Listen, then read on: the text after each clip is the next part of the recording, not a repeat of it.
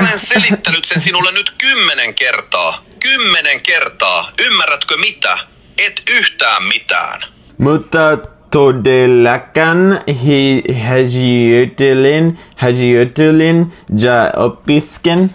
Missä opiskelit? Unissasi. Yritin todella. Lopeta. Jopa minun 3-vuotias naapurini puhuu sinua paremmin. Hän syö kiviä. Anteeksi. Katso minua silmiin. Sano se uudelleen suomeksi. Okei, minä odotan. Minulla on koko päivä aikaa. Mielestäni. Et ajattele yhtään mitään. Haluatko puhua suomea? Okei, toista perässäni. Lopetan hölynpölyn kuuntelun. Lopetin poliisin ottamisen. Liian hidas on hyvästä. Sulje muistikirjasi ja mene juomaan vettä.